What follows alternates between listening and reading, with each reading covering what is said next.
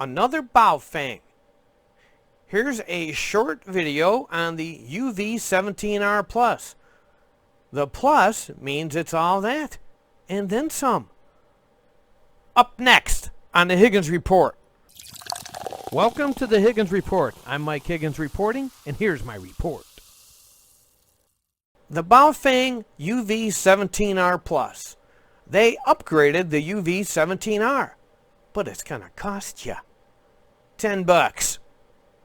Yep, as far as I can tell, at the time of this recording, the radio goes for $31.99.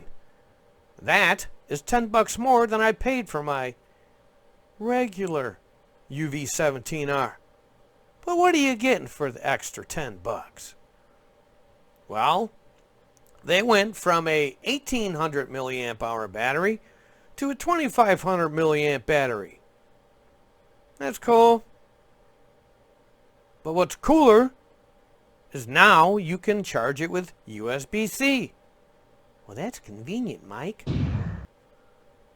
You can charge it in your car, etc., etc.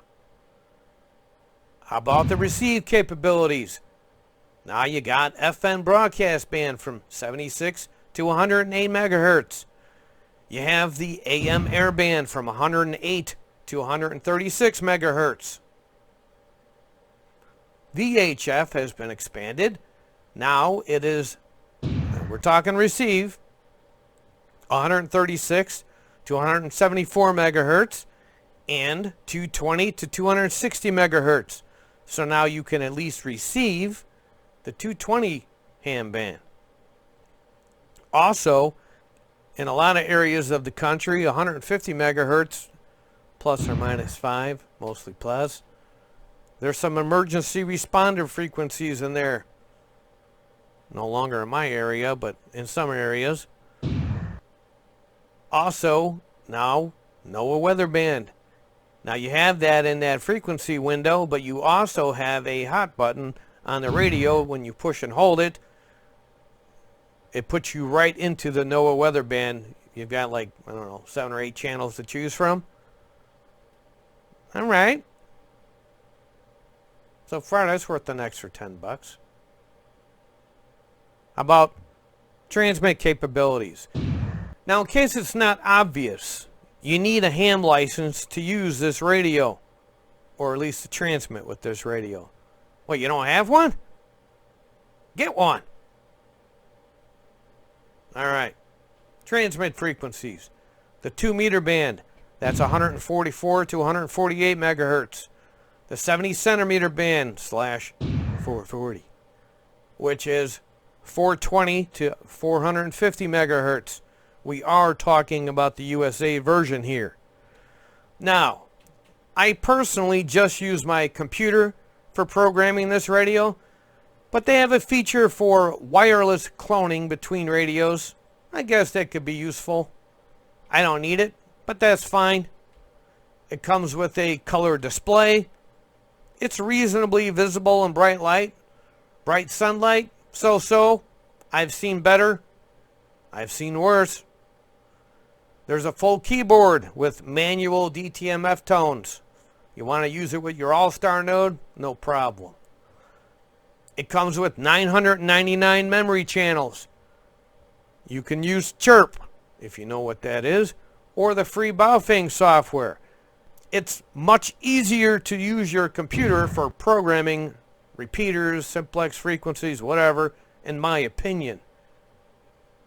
But it's not too bad directly entering it into the front of the radio. Would I want to manually program 999 channels? No. Maybe if I was in solitary confinement? No, not even then. They also have something they're calling a voice scrambler. I tried transmitting with voice scrambler turned on, and I turned on a receiver.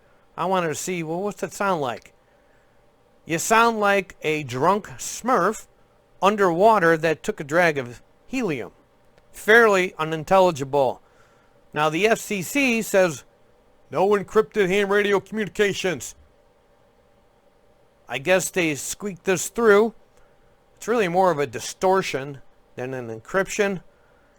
I only have one plus radio, so I really don't have any way of testing the descramble capabilities. I assume if it can scramble, it can descramble. I would hope. Now it's a Baofeng. What's the spectral purity like, Mike? Is it spectrally pure? I don't have test equipment for that. Could I hook up my SDR dongle and look for RF spikes up and down the band? Sure. But hey, this is the FCC's department, right?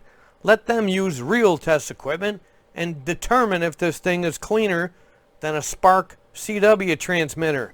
In the meantime, I will PTT with a clear conscience. It's not like I smuggled this thing into the country in my butt. Enough said. That concludes this Higgins report. I've reported my report.